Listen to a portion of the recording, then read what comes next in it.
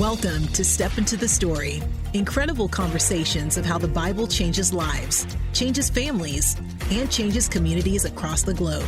And here's your host, Phil Tuttle of Walk Through the Bible. Welcome to Step Into the Story. Each time we get together, we have a conversation with a man or woman, and we explore the intersection of their story and God's story.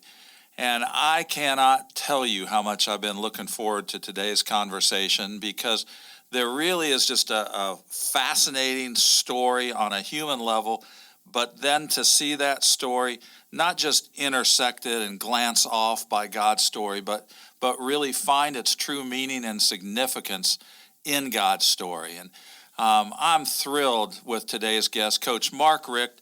Mark, thank you for being our guest here today on Step Into the Story. Thank you, Phil. I'm looking forward to it. Well, for those of you who are football fans, Mark Richt needs no introduction. But the exciting thing is today's conversation. Sure, we'll talk some football, but it's about a whole lot more than football. And Mark, your career could be summarized pretty quickly. This is the out-facing public part of it.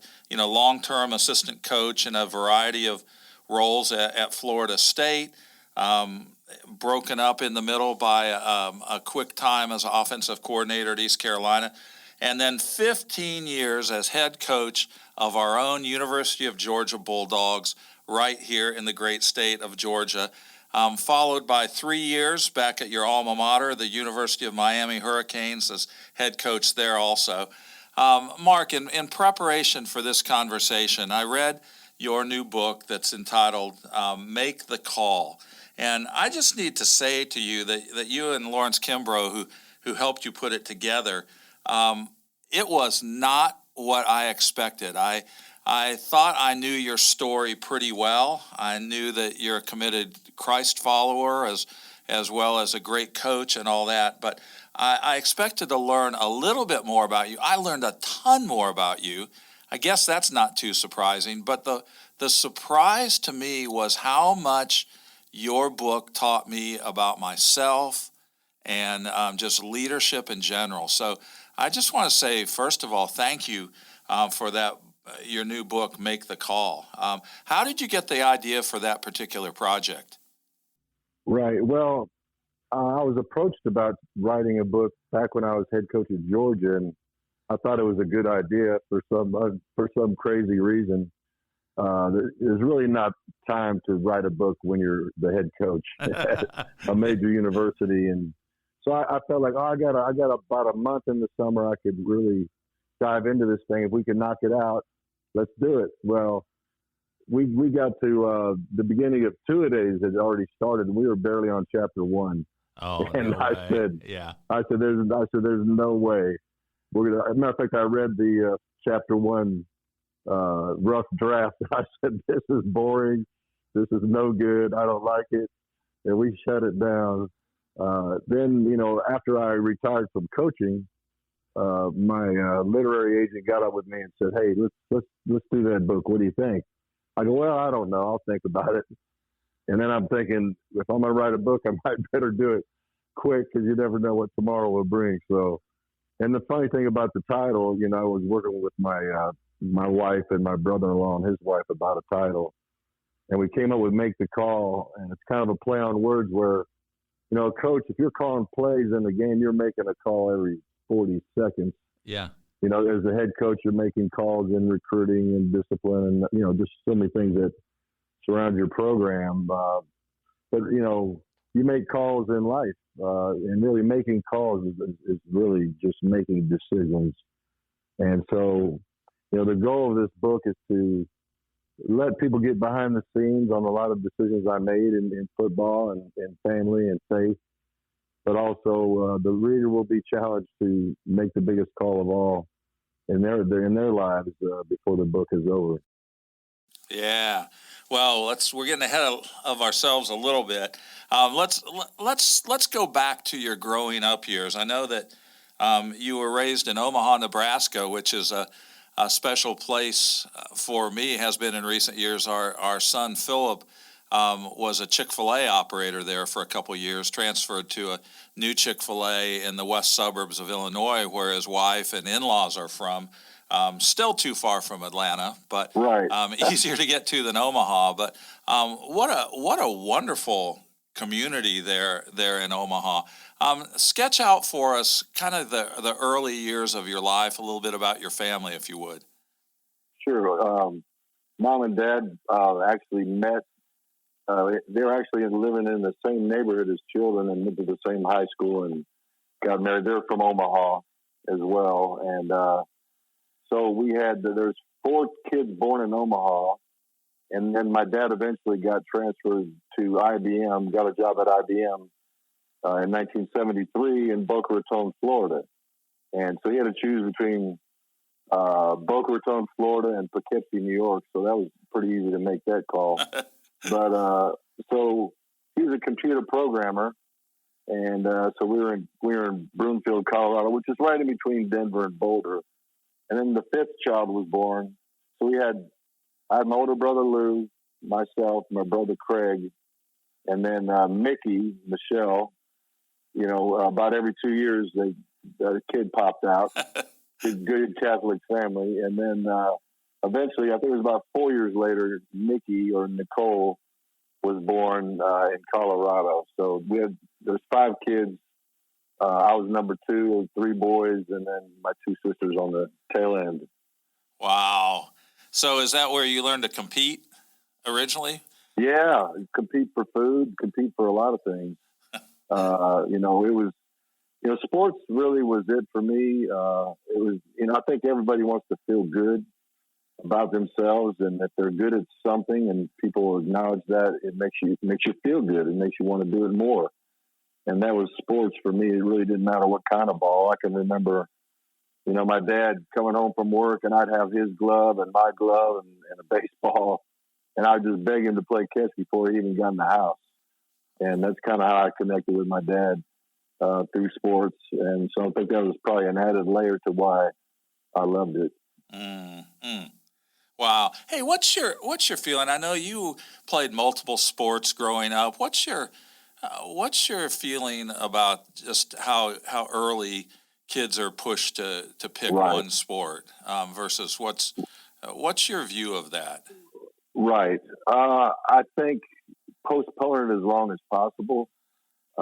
Personally, I know a lot of families feel like, we got to try to, pave the way for a scholarship one day in athletics. And what's their best sport? What's their best chance? And sometimes I think it begins to take the fun out of the sport. And we played sports back in our day. I lived across the street from Cole Elementary School, and all we had was a playground across the street and a big open field. And then in the back of the school, we had basketball goals and 4 square things, on the ground. So we just played. We just played sport every day. And I think what's happening now, I think parents are afraid to just say, go outside and play and come back when the street lights come on. So to a certain degree, parents feel like they need organized sports for their kids to play. And sadly, some of it is just the fear of letting your kids run around the neighborhood by themselves. Yeah. So I understand that part, but if you just say, hey, this is your sport, and it's hard for an 8-year-old to figure out what they want to do. Yeah, you might look at a skill set and say, hey, golf is it. But I would put it off as long as possible. It's just so important to experience all the sports and to experience being on a team. I think there's something about learning how to cooperate with people and work towards the same goal that everybody wants. It's very important. And then you learn to deal with some disappointments too, and you get to overcome adversity through sport rather than things in life that are coming down the road. Mm-hmm. Yeah. Well, thank you. So out of high school, recruited by a number of schools, ended up choosing University of Miami, playing for Howard Schellenberger. Coach, this I did not know about you till I read your book. You have always had an amazing ability to attract talent. What I didn't realize was that actually started during your playing career. You ended up being backup to some unbelievably talented quarterbacks. Talk to me a little bit about the frustration of that, both in college and then trying to launch your own pro career in the NFL. Right. Through high school, actually my high school coach, Roger Coffey, who I love dearly, he's since passed away, but he did ask me to play one sport, but that was in the 10th grade. He said, if you want to be my quarterback, I need you to focus on just one sport. But if you do that, you'll get a scholarship. So he promised me that. I bought into it and did it. And he really taught me how to play the position of quarterback. I ended up being first team All-State and all kind of great things. And, as you said, got recruited. So I decided to go to Miami because Coach Saban, who was there actually when I was being recruited, and it wasn't Nick Saban, it was Lou Saban. He had convinced me that I was going to be the guy that kind of saved the program. So I'll never forget being in his office and looking in the Miami Herald at the commitments. And I was looking at this one commitment. And I said, tell me about this guy named Mike Rodriguez. It says quarterback / defensive back next to his name. Tell me what's up with him. I thought I was the guy. And he said, "Oh, don't worry about that. He's a defensive back." And as it turned out, he was a quarterback. But anyway, I go, "Well, what about this other name, Jim Kelly from East Brady, Pennsylvania?" It says quarterback with no slash by his name. Yeah, nobody's ever heard of him. I mean, yeah, I'm like, what's up with this? And he says, "Hey, Mark, someone's got to back you up." And I said, "Good thinking, Coach."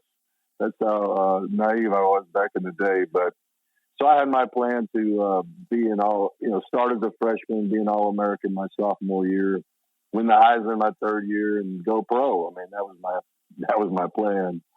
But the only problem was Jim Kelly started to live my life for me, and it got I just never would have dreamed to do some of the things I did in my college days. But once, if your identity is in sport, if your total identity is in being a quarterback like it was for me, when that went down the drain or was going down the drain, my life went down the drain. And that's why it's just so important not to become what we do. And a lot of times we identify with what we do more than who we are in Christ, and that's problematic. Yeah, that pattern of getting to back up really awesome quarterbacks continued as you were looking to get established in the NFL as well. Right. I get a free agent shot with the Denver Broncos. I signed my contract in Denver. I'm supposed to meet Dan Reeves, the head coach, the next day. And I go after dinner, after signing my contract, I go in the hotel room and there's a news flash. John Elway just got traded from the Colts to the Denver Broncos. And I was trying to get out of my contract and all that stuff. And so anyway, I got a chance to compete with John Elway for a week. I was the first guy cut that camp. Then the next year, after a few odd jobs, valeting cars as one of them, I was in such good shape chasing cars. I said, I got to try out again. And so I got a shot with the Miami Dolphins, and I lasted a month. I went into the locker when I first got there, and they had locker number 9, which was my college number. It had my name on it. Sweet. Now, it was on a piece of tape and magic marker, but it still was. It was there. I'm thinking respect, and then I kept looking down the line. They had the lockers in numerical order. I look at 10, 11, 12, 13. I see Dan Marino. Oh, man. And my days were numbered there, too. So even before you were, assigned the job of recruiting, you were pretty fantastic at that, even though it wasn't great for your own career.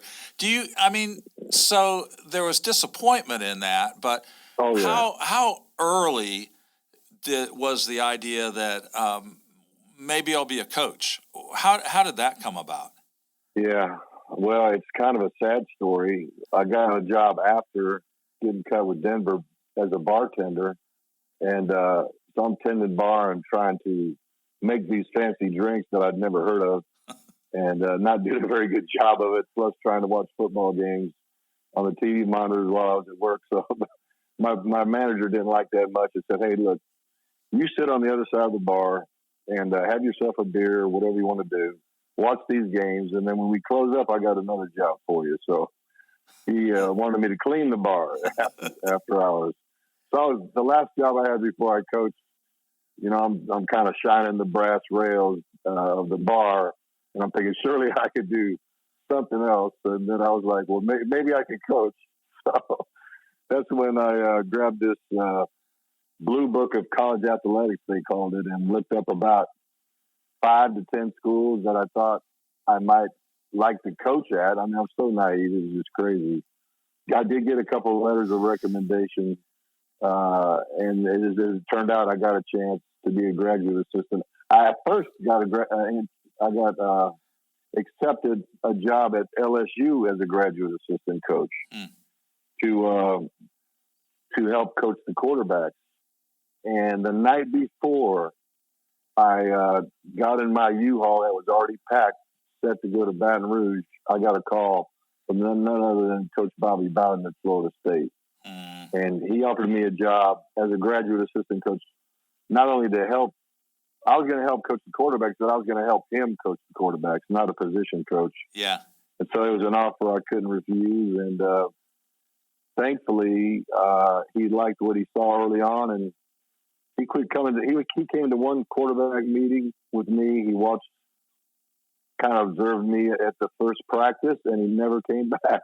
Wow. So I'm a graduate assistant coach, 25 years old, coaching quarterbacks at, you know, a Power 5 university. I don't know if we called them Power 5s back then, but it was an amazing opportunity to coach games. Yep. So that started a long-term relationship, not only with FSU, but specifically with Coach Bowden. And I know you did a couple of different stints there, 14 years altogether, grad assistant, and then eventually officially QB coach, and then offensive coordinator. I knew Bobby Bowden was in many ways for you a mentor. I guess we didn't call them mentors back then, but had a huge impact on your life. What are a couple of the biggest life lessons you feel like you learned from Coach Bowden? Well, you know, everyone will say that Coach Bowden was about football and, you know, faith and family. And then really in order, it's faith, family, and football. And a lot of guys say that that's what they're about, but Coach Bowden truly was about that. He loved God, number one, above all, and wanted to serve him the best that he could. And, you know, number two, he loved his family. And, you know, then football came. So he truly had his priorities in order. And I loved him for that. But the biggest influence, or I guess the biggest thing that happened in my life under his guidance was after the death of a player, unfortunately, is my second year as a graduate assistant. We had an open date early in the year, and Coach Bowden allowed the players to go home if they wanted to. Some chose to go, and some stayed in town. And the ones that stayed in town went to an on-campus party.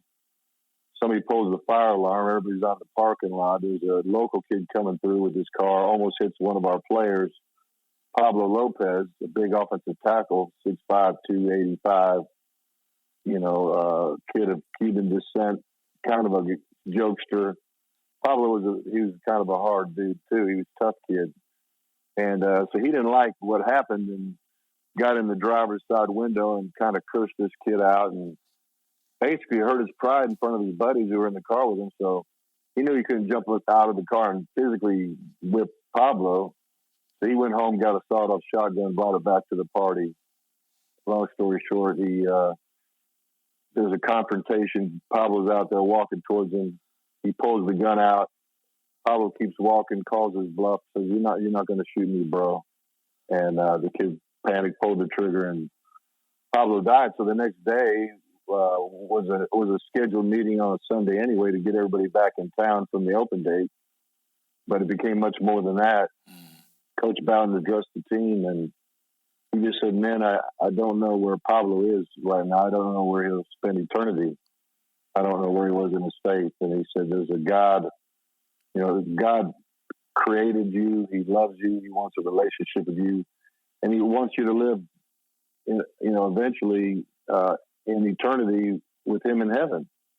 And he said, "Man, but the problem is the standard for heaven is perfection, and none of us are perfect. When Adam sinned, sin entered all man, and we think the 10 Commandments are 10 rules to live by, and if you obey them, you get to go heaven. You get to go to heaven. But the 10 Commandments are there to show us we're incapable of perfection. We're incapable of obeying them, and we need a Savior, and that's why He gave us Jesus."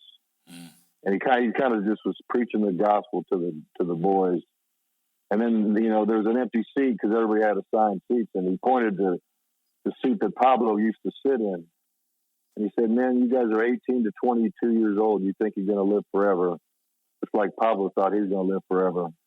And now he's gone." He said, "If that was you last night, instead of Pablo, where you'd spend eternity." And he's talking to the players. Well, I'm in the back of the room. I had taken a role, and I was kind of supposed to watch out for anybody in the media hanging around and all that kind of thing. Well, he's speaking to the boys, but the Holy Spirit speaking to me. And some seeds that were planted back in college by a teammate of mine, a guy named John Peasley, a guy that was looking for a fight, looking to get drunk, until one summer we ended up spending time together, and I'm thinking we're going to have this a wild summer, because I started doing all the crazy things when Jim started living my life.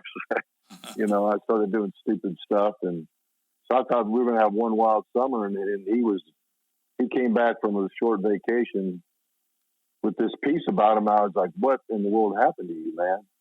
He said, I became a Christian. And so he began to explain to me what was going on with him. And I got attracted to that.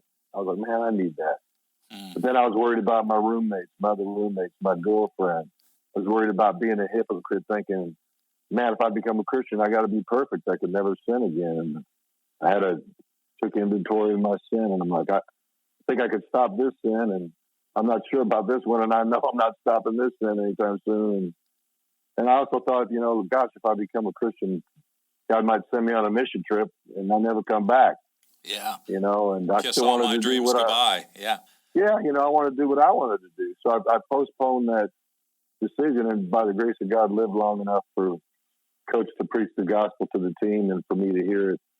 Well, anyway, the next day after he talked to the team, I knocked on his door, and he said, "Come on in, buddy." And he calls you buddy when you forget your name sometimes. But so anyway, I go in the office. I said, "Coach, I know you were talking to the players, but I need Jesus." And so I prayed to receive Christ right there in the office, and things changed dramatically for me. I became the new creation in Christ. That sin nature I had at birth when Adam sinned, and we have that sin nature, the Adamic nature they call it, that was eradicated, crucified with Christ. And I became this new creation, and this peace that my buddy John had, I all of a sudden had. And all of a sudden, I went from this self-centered guy to a guy that wanted to please God. I had a new goal, one goal: try to live a life that would be pleasing to God. And a very simple goal, not necessarily an easy goal, but my life, it's how I tried to operate ever since. Well, your life, like many of our lives, splits before Christ and after Christ, and so much more to talk about. We're going to take a quick break right now. Coach, what you're describing is exactly why our ministry, Walk Through the Bible, exists, to draw people into that personal relationship with Jesus Christ. And here's a resource that we've developed at Walk Through the Bible that I think a lot of people will find helps move them down the field in terms of their relationship with Christ. Listen to this, and we'll be back just in a minute or so, and we'll continue our conversation with Coach Mark Richt. Want to read through the Bible in 1 year with us? The Daily Walk Bible is designed to guide you through your daily reading of Scripture, taking you from Genesis to Revelation in the span of 1 year. Each day's reading includes several chapters of Scripture, an overview to give you a bird's eye view of the day's reading, an insight offering an interesting fact from the day's reading, and My Daily Walk, a short devotion to help you reflect on and apply a specific insight from the day's reading. Every seventh day offers a pause on the journey as you are invited to look back over the readings from the previous week, look up to God, and look ahead to the reading to come. This is the Bible reading plan that will get you through Leviticus. To find out more about the Daily Walk Bible and our other Daily Walk resources, go to walkthrough.org/dailywalk. That's walkthrough.org/dailywalk. Read through the Bible with us in 2022. Well, welcome back to Step Into the Story and this just fascinating conversation with Coach Mark Richt. And just heard the story, Coach, of how you came to know Jesus as your Savior. It's not like God hadn't been after you for a while with your friend John Peasley and even back to high school with Coach Coffey. I thought it was fascinating in your book when you dodged his question about, do you believe in God? And you're like, well, I believe in football. And I thought he was going to be proud of me, but I think he felt like he created a monster with the love of football over God. But that's where I was back then. Yeah, at least it was honest response. You know, so there you are at FSU, and it's also during that time that you meet a young woman named Catherine. Right. Tell us about your first meeting, your first conversation with her. Was it love at first sight? Was it mutual? How did that develop? Well, first of all, if you read Wikipedia, it says she was a cheerleader at Florida State, but she was not a cheerleader. But she was roommates of my roommate. I had a roommate named Jay Perkins, another fellow graduate assistant, and he was dating Liz Ward, and that was her main name. Sometimes Jay would be with Liz, and I'd be with both of them hanging out.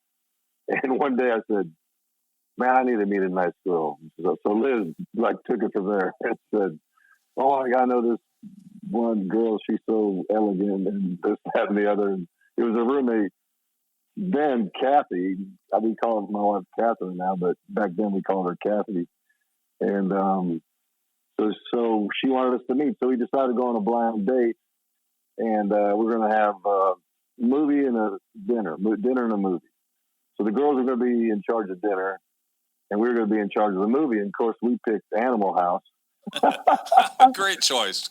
Oh, my gosh. I can't even believe that. But we picked that, and I actually met her on accident. We were trying to get some money out of a money machine at a public grocery store, and they were shopping for dinner, and we ran into each other when she wasn't ready and I wasn't ready. So it was kind of an awkward hello.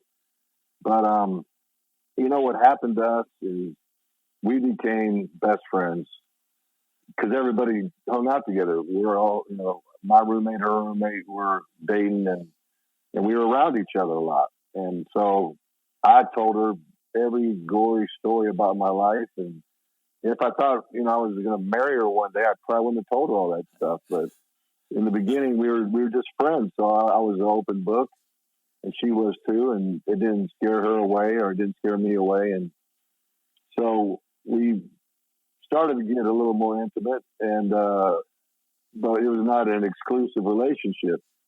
So at least we hadn't made any rules that I knew of. So one time she was at the house, and another girl called me, and I kind of had a short conversation. That was back, it wasn't cell phone days, Right. Back when the phone was on the wall. And so anyway, she's like, who's that? And I said who it was. And she said, take me home.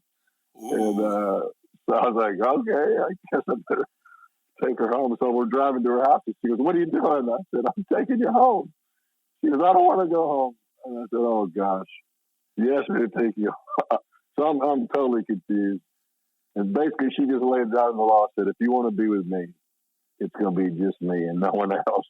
Mm. And so I got a little teary-eyed there and said, it was kind of a moment of truth as far as making the call. and I made the right call and decided to date exclusively. And not too long after that, I told her, I said, if I ever tell you I love you, I'm telling you I want to marry you. Because I learned over the dating years, you tell a girl you love her, it changes everything. And don't do it unless you're serious. And so one time I told her, eventually I told her I loved her, and she knew what that meant. And we got married, I guess, 87. But I better know that, right? Yeah, that's kind of how it got started. A good date to have in your head. Yeah, and I'll say this. I would highly recommend becoming best friends before you become intimate, because it comes in handy when you're an empty nester. Like right now, we're having the best time of our married life as empty nesters and grandparents. We're still madly in love with each other, and we like each other too. That's fantastic. Yeah, Ellen and I, this will be 41 years this December for us. Good. It's the first relationship that ever snuck up on me because it was a friendship. And actually, a mutual friend had to sit me down and go, "You idiot, do you not see? You are in love with Ellen Balmer." And I'm like, "No, we're best friends." It's like the same thing for us now, empty nesters. And we just got back late last night from vacation in Alaska, and there's just nothing better than hanging out with your best friend. That's for sure. I love the way, the prominent role that Catherine has in your autobiography. You really honor her. You show great respect for her, especially in kind of the ongoing battle of your life of fear versus faith. Several times when she just spoke the right words in the right moment. Let me just read a paragraph, because I think a lot of us guys need to be reminded of this. You said, "God gave us our wives for a reason, and one of those reasons involves opening our tunnel-visioned minds to see things from a different perspective. We are so conditioned to be proud, so sure that we're right, so naturally resistant to critique, and so stubborn in the direction of our choices, we often tend to resent or at best minimize the kinds of perspectives our wife gives. We don't see how they, not being in the middle of our world on an all-day, everyday basis, could possibly contribute an insight that we hadn't already seen ourselves." I just got to tell you, the Holy Spirit used those words. That's the area I got to grow in with my wife, to be perfectly honest. I remember the night before our wedding, my dad said, "Hey, Ellen will consistently come to the right conclusion using all the wrong processes. And if you pick apart her logic, you will forfeit one of the greatest sources of wisdom God's trying to give you in your life." That's pretty awesome. Isn't that awesome? And that's pretty awesome. Man, I just there's some progress needed in our relationship with that one. So thank you for that, my friend. Well, she saved my. I tease that, when I was at Florida State, we're transitioning to the Charlie Ward era, and under center and under traditional offense, he struggled. I mean, he's throwing the interceptions left and right, and but we'd get into our 2-minute drill in the shotgun and going quick in between plays in a 2-minute drill. He was magical, and so when that happened a couple games where we'd get behind, and because he was struggling, then we'd get in a 2-minute drill and we'd come back and win. My wife's like, "Why don't you just start the game in that thing?" And I was like, "That's not a bad idea." And so we ended up playing a game against Maryland where we started in like a 2-minute drill from the first snap, and we had like 850 yards of offense and scored every time we touched the ball. But I teased that it was her idea, but really she made that observation, and I'm like, that's probably not a bad idea. It changed everything for Florida State and for me. So eventually, you get here to Georgia, make a long-term commitment. I love the part in the story. Was it Pitt that you were looking at, or someplace else? And yes. But you really said, wherever I go, I want that to be someplace where we can raise a family, where we can make a long-term commitment. And the opportunity at Georgia came up, and you took it. And Right. if as a fan, just watching you from the outside, if I had to characterize what I saw as a fan, would be just an incredible degree of calm, unflappable, not panicking. I know that got misinterpreted a lot of times by your critics Sure. as oh, I don't think maybe he doesn't care enough. Maybe he doesn't really know how to motivate people. But that calm was part of it. Just the integrity of wanting to do things right and not cutting any corners. But maybe more than anything else, your program was characterized by loyalty. Demanding it from the players, to be sure, but a lot of people see loyalty as a one-way street. But with you, Coach, the street ran both ways, and probably ran from you to the players and your staff first. Where did you get your high view of loyalty? Where did that come from? Well, my experience at Florida State, being there, actually, I think it was 15 seasons out of 16. I did have the 1 year at East Carolina, but being under Coach Bowden and watching him operate the way he did, and we would have what he called a hideaway, where we would, before the season started, we would hide away in a place away from the office, and we would just sit there and talk philosophy and talk about offense, defense, special teams, but a lot just about how we're going to operate as a program. And actually, his number one item in the hideaway was loyalty. He said sometimes there'll be times that you got to be loyal to me, and there'll be times where I'll have to be loyal to you. And he said, but I will say this: if you cheat, I'm not going to be loyal to that. Mm. And I was like, wow, this is awesome, and I'm in the right spot.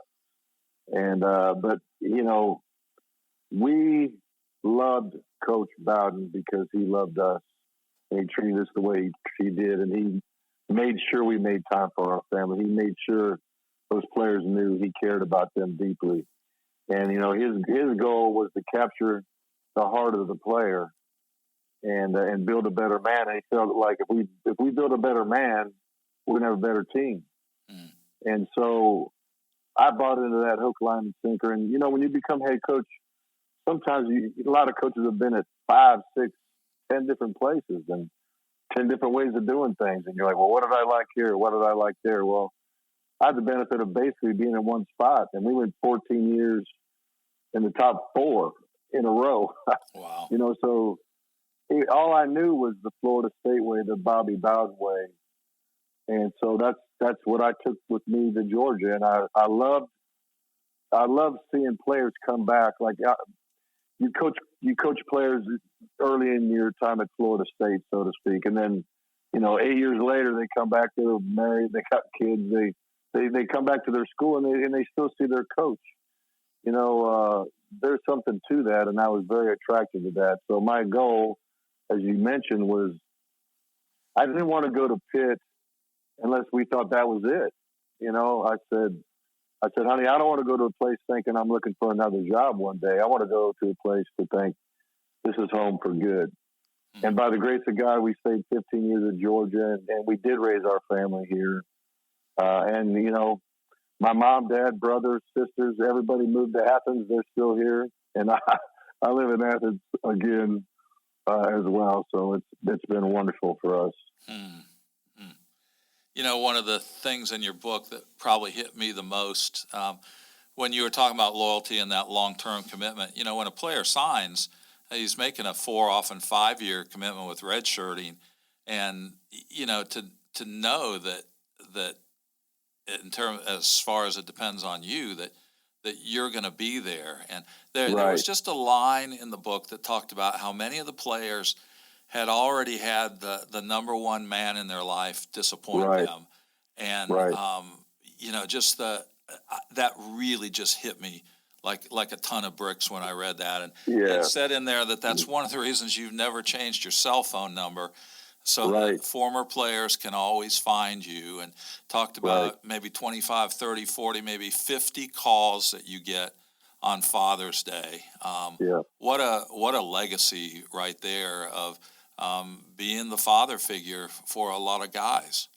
Well, what happened that really drove the point home is I had a defensive coordinator who decided to take another job, and he asked permission to speak to the defense before he left, and it seemed like a good idea. And but basically, those conversations are like, "Hey, I love you so much, but and thank you for helping me be where I really want to be, somewhere else besides with you." And so he didn't quite say it that way, but that's what they heard. And I'm looking in the eyes of these kids, and I could tell they were hurt.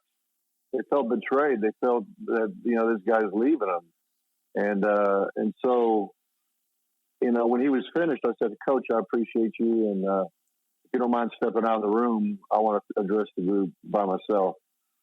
And I told him, I said, "Hey, man, I'm telling you right now, I'm here for you. I'm not going anywhere, and I'm going to hire a man that's going to love you just like your last coach did, or even better." But just give him that assurance, because I would say I know over half of the guys that I had on my roster lived in single parent homes, and it's mom, mom taking care of them. And I can't tell you how many moms came to me in recruiting and just said, I can teach my son a lot of things, but I can't teach him how to be a man. Can you do that for me? Yeah. It may be that is the single greatest impact of your whole coaching career, right there. The guys that you invested in. That's amazing. Well, I got another story. I hate to bore you, but you're not boring me or anybody. Talking about that phone number not changing. Yeah. It's just how I'm at a speaking engagement within the last month, and I'm sitting at the table with one of my former players, which is common to have a guy at an event that lives in the community. And so he's there with his wife, Trey Battle was his name.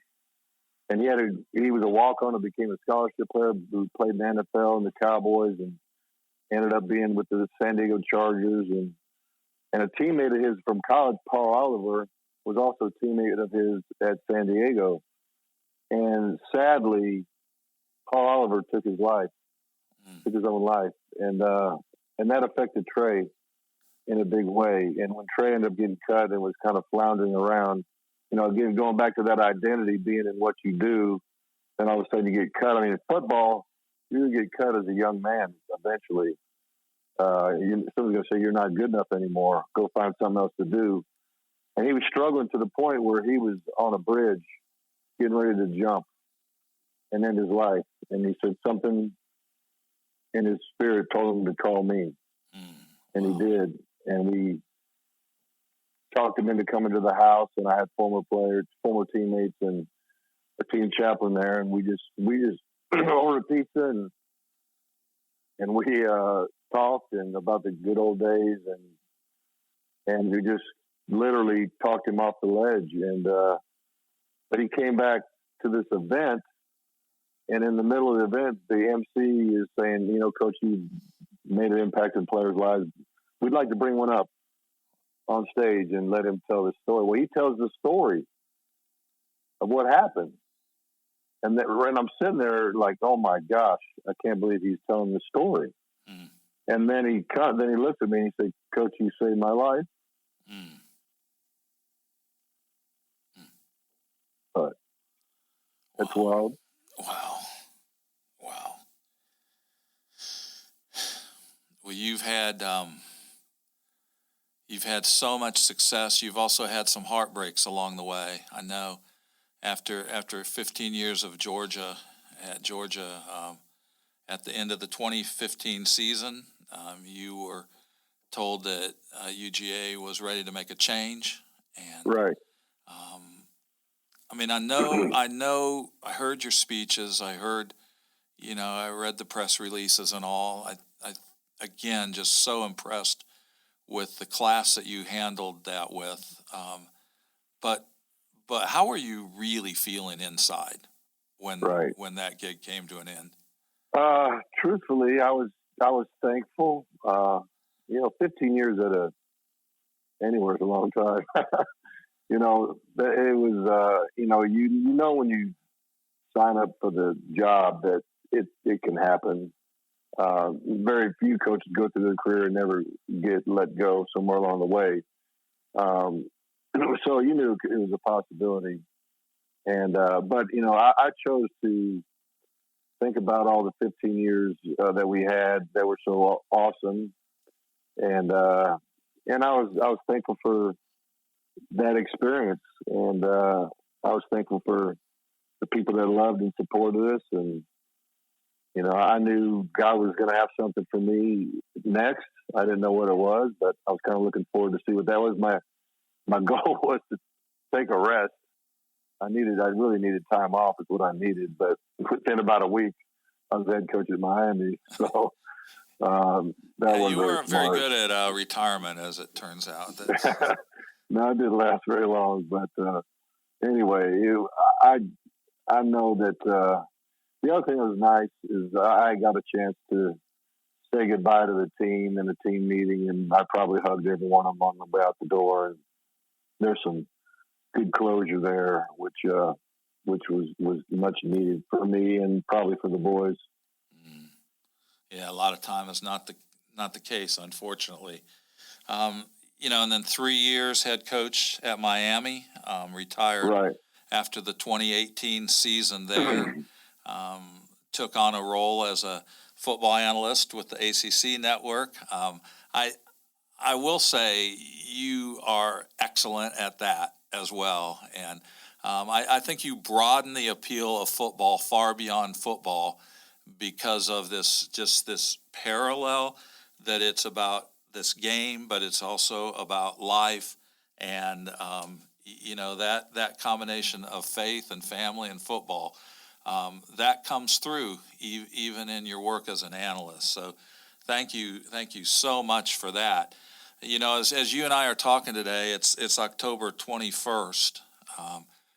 And you got a lot of anniversaries that you want to celebrate. Probably 2 years ago today is not one of those anniversaries. Tell our listeners how your world got rocked 2 years ago today. Well, I'm retired for a little while, and when I retired from Miami, I was experiencing a fatigue level. I mean, when you coach, you're tired. That's just the way it is. Yeah. And everybody's tired. Everybody works hard. So not just coaches. I know that. But in the coaching profession, I coached 35 years. I don't think I missed one day. But towards the end of my time at Miami, I was experiencing a fatigue that was like nothing else I'd experienced. I described it as an extreme fatigue, to where I was thinking, if I keep going at this pace, something really bad's going to happen. And so I didn't think I was just physically able to continue to be what Miami needed. And so I stepped down for my health's sake and for the university's sake. And so a few months later, my wife and I are going through our little routine. We moved on to the beach. We had dreamed of being on the beach for years. And so we're in the beach in Destin, Florida. We'd walk a half an hour to the gym, and I'd do a little old man, weightlifting routine. And then we'd walk back a half an hour, and that was the kind of way we started our day. And so I'm in there doing the very last set of some shoulder shrugs. And instead of 15, I got to about 12, and I just hit a wall and felt like I had to sit down and try to catch my breath. And so I'm trying to catch my breath, and when that's happening, I start sweating, and then I start getting nauseous. And I'm thinking, dadgummit, honey, those vitamins you made me take in the morning are upsetting my stomach. But it got worse and worse to the point where I was like, I need to go to the boys' room. So I go to the locker room and do whatever I got to do. And And then another gentleman walked in and needed to use the facility. So I got out of the bathroom stall and went on the bench in the locker area and was still trying to catch my breath. And I was still sweating bad. And I'm thinking, man, I'm in trouble. So I called out help. And the guy that was there was already in and out. So it was crickets. It was quiet. And no one was in the locker room but me. And I'm like, I got to get to where the people are or I'm not going to make it. And so I walked these 52 steps through the sauna and the steam room area, and the longest walk of my life, I can promise you. And I got into the gym and called out for help, and ambulance comes, and I go to the hospital. I'm on right before I roll into the operating table. You know, I said, I want to see my wife. You know, and I told her I loved her, and I didn't know this was it or not. I had pretty much known by then I was having a heart attack, and as it turned out, I had two arteries 100% blocked, one being the widowmaker. Well, anyway, I'm in there, and they're working on me, but I'm conscious because my blood pressure went so low they were afraid to put me out, and even the EMTs were waiting with the little shot machine in case I coded. Which is code for dying. So anyway, as it's going on, there's a voice saying, "What are you feeling, Coach?" And my body was beginning to go numb, you know, limb by limb, and eventually my arms, my legs, and eventually my head went numb, and I couldn't breathe. Still, I could hear myself gasping for air, and my eyes were closed, but I could still see the light, you know, through your eyelids when you're in the operating table. You could understand how that feels, but then all of a sudden it was as if everything blacked out. So everything went numb, everything went black, and that's why I'm thinking, this is it. This is the end. And you know what I felt? I felt peace. I knew where I was going. I was excited actually where I was going. I was like, here I come, Jesus. And then a little moment after that, I hear, wake up! And I didn't know if it was Satan or Jesus, but no, I'm just kidding. It was the doctor. But anyway, I wake up and I end up making it.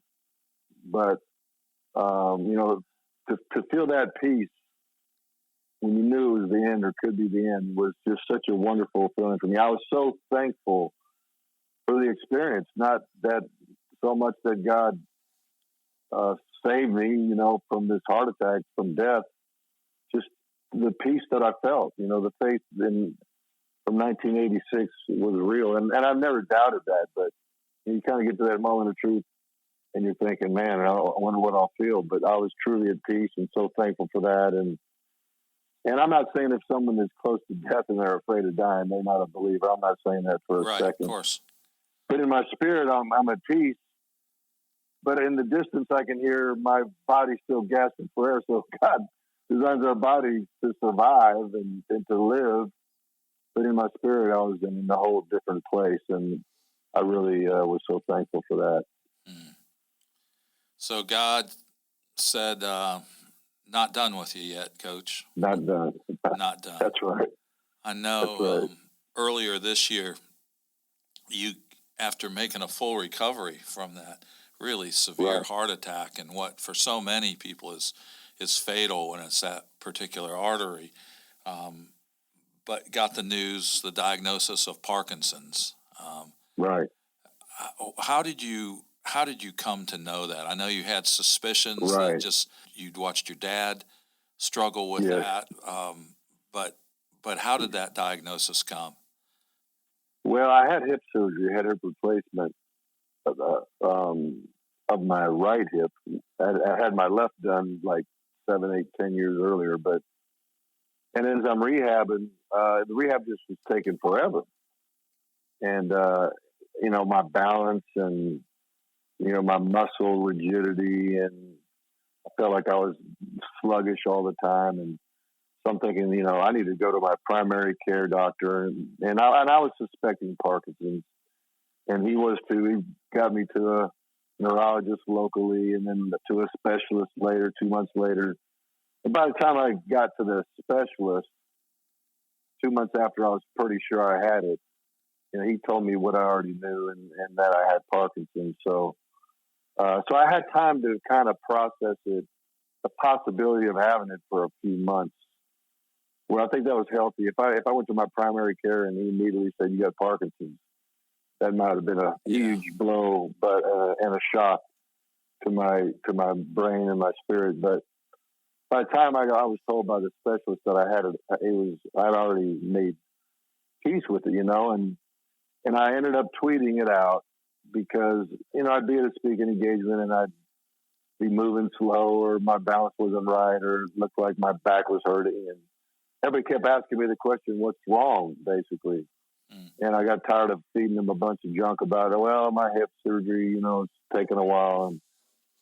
And so I said, I'm just going to tell everybody at the same time. So I got on Twitter and basically said that I had it, but I viewed it as a momentary light affliction compared to the glory that's coming. That glorified body I'm going to get that has no sin and has no disease. The body that I'm going to get that's going to match up with the spirit and soul that became right with God when I became a believer, and and that's how I see it.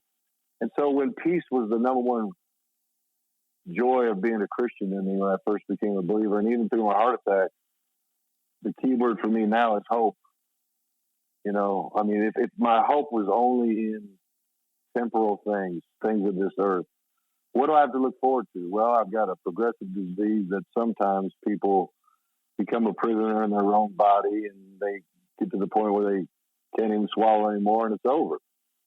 But that's all I got to look forward to on this earth. That's kind of a sad commentary, but I have the hope in my eternal glory with God because of what He's going to give me when I get there. And so I have a lot of hope because my hope is in eternal things, not temporal things. Well, I cannot think of a better place to land this conversation than right there. One of the things you're known for, Coach, is telling players when they played for you and during the rest of their life, finish the drill. And now you're getting a chance to model that. And it's not what you or Catherine or anybody else who loves you would have chosen, but it's part of life. And right. I thank you for the ministry that you're continuing to have for me and a whole lot of other people who are watching from the bleachers as you teach us how to live and how to finish the drill. So thank you so much for that. Thank you for this conversation. Again, yes, I could not give a higher endorsement to the book Make the Call by Mark Richt. Football fans will love it. Even if you roll your eyes when your spouse or significant other flips to a football game or multiple games on Saturday, you will love this book because it's also about faith, it's about family, and there's plenty of football to keep people like me happy as well. Coach, thank you so much for being with us today. Every time we get together on Step Into the Story, this is exactly the conversation that we hope to have. And this is why our ministry, Walk Through the Bible, exists.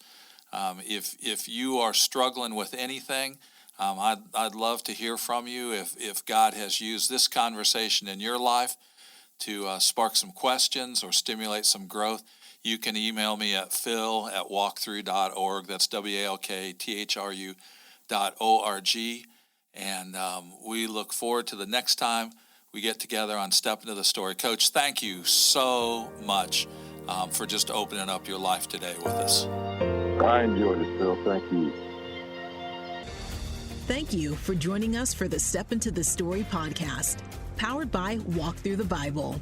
We'd love to hear what you think by giving us a review on iTunes or Google Play. Also, don't miss a single episode by clicking the subscribe button. If you'd like more resources to help you explore and live God's Word in your daily life, visit walkthrough.org. That's WALKTHRU.org. Walk through the Bible. Take a walk, change the world